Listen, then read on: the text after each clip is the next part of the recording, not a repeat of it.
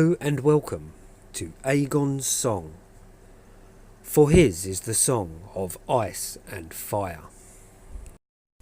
In this series, we'll be analysing the scenarios surrounding all of the main protagonists in their final chapters, either at the end of A Dance with Dragons or in the Winds of Winter sample chapters, looking at where they are, who they're with, and the events that have just happened, and trying to determine how these scenes might play out going forwards.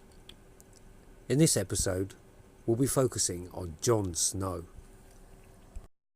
In Jon's final chapter in A Dance with Dragons, we find him in conversation with Selyse Baratheon, discussing the ranging party he's planning after a call for help from Cotter Pike and his men, who are stuck at Hardhome trying to save thousands of starving wildlings.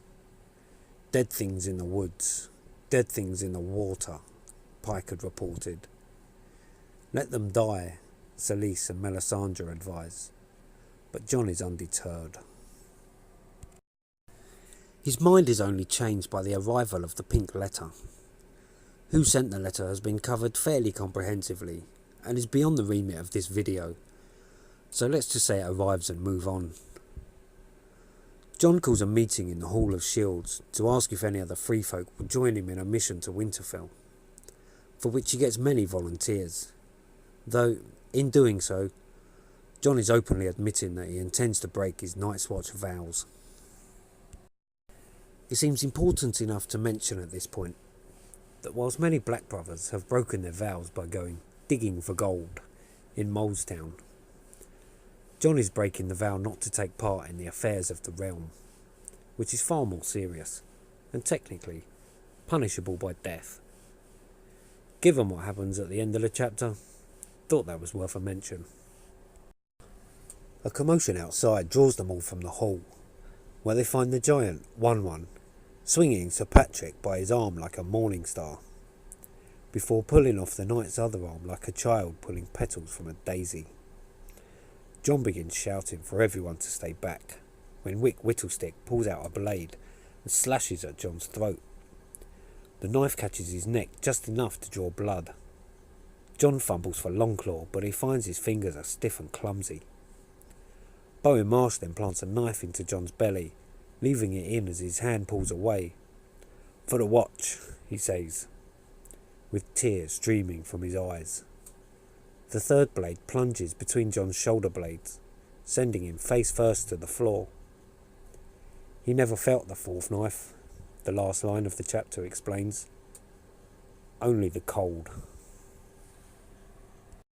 Now, before we ask what happens next, I'm going to address a different question for the sake of clarity, and that's, is Jon actually dead? The reason for asking this is twofold. Firstly, we can't deduce what happens next without fully understanding the scene that we were left with. And secondly, although Jon's wounds would certainly leave him gravely injured, they're not necessarily fatal. The text states that the cut to Jon's throat from Wick barely grazed his skin. The knife to the belly from Bowen Marsh could be fatal, but it could also be survivable should the right help be on hand. The third dagger between the shoulder blades is more contentious. If it didn't pierce the heart, then Jon could survive that as well. The fourth knife is unspecified in where it lands, so no conclusions can be drawn there either. I think it would be a fair assumption to say that whilst on their own, these injuries aren't necessarily fatal, but combining them together, they probably would. Even if none of the major organs were damaged, the blood loss alone would see Jon perish in a fairly short amount of time. And so with that sticky issue settled, let's now ask the question that we came to ask. What happens next? Bearing in mind that Jon, as Lord Commander of the Night's Watch, had just done what no Lord Commander had done since the formation of the Watch, some 8,000 years past, opening the gate and allowing the free folk through the wall, saving them from the others and the army of the dead in the process. Their gratitude towards him does not go unnoticed. Some even went as far as to pledge him their swords as they passed through the tunnel beneath the wall. Soren's shieldbreaker bowed his head an inch and growled, "Soren's axe is yours, Jon Snow. if you ever have need of such. Also, at this point, Tormund Giantsbane is pretty much Jon's best mate, and they all see the Black Brothers kill Jon.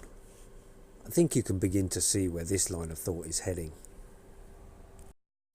However, with Jon's presumed reanimation in mind, before the revolt against the Watch begins, Jon will need to be taken to a tower, where Ghost and possibly Melisandre can go to him at some point for the purpose of bringing him back. But outside in the yard, it seems more than likely that all hell will break loose, and most of the brothers in black will soon be turned to a shade of dripping red. You might be thinking that there's no way this can happen. It would basically mean the end of the Night's Watch. Well, yes and no. Yes, there would be so few Black Brothers left that you could call it the end for the Watch. But when you think about it, the Watch actually ended a long time ago. In recent history, it had descended to become little more than a penal colony at the end of the world. All the men of honour are dead, and nearly all that's left is the dregs. With the others on their way south, the whole of the Seven Kingdoms are going to have to unite to fight the War for the Dawn. The Night's Watch will be an insignificant factor in terms of numbers, so now would be a good time to restart this ancient and once noble order anew. It should be noted that this is not Jon's first point of view chapter in the Winds of Winter. Jon 1 will have to come after his resurrection, which leads us to an interesting question. Currently, other than Jon, there are no point of view characters at the Wall, so through whose eyes will we see these events happen? There are no obvious candidates here, so let's run through some of the options. For the first possible option, we'll need to don our tinfoil crowns. So just to emphasise, I don't think this will happen, but it would be great if it did. Okay, option 1. We do get a Jon chapter, but through the eyes of Ghost. From Jon's room behind the armoury, Ghost would be able to sense and hear and smell the trouble occurring outside, and Jon could get to see his own dead body being brought into the room and laid out on his bed. Then everything would be in place for his resurrection once Melisandre arrives, presuming that it's her that does the deed. This might not be as crazy as it sounds, given that the Red Woman told Jon that she saw him in her flames as a man, then a wolf, then a man. But is it going to happen? Probably not. So let's move on to option 2. The second option is a new point of view character, Melisandre being the prime candidate, seeing as she's already had one point of view chapter in A Dance with Dragons. She's in the right place at the right time, and it's possible that the Red Priestess will be the one to bring Jon back. So maybe, but I think sadly, that what we'll get is option 3. Whatever happens at Castle Black, whether there's a wildling revolt against the Black Brothers or not, it will probably all happen off-screen, so to speak. In true GRRM style, we may just hear reports and rumours from here and there, until either Stannis returns, or even Davos, with Rickon in tow, after collecting him from Skargos, as he was sent to do by Wyman Manderley. Only then will we see the full repercussions of all that's been happening at the Wall. The good news is, however, that it's probable that Jon will be reawakened quite early on in the book. He can't stay dead for too long. There's a lot that he needs to be getting on with. By the time he's back in the game, Stannis should have broken the Boltons at Winterfell. So all that will be left for Jon to do is make for Hardhome.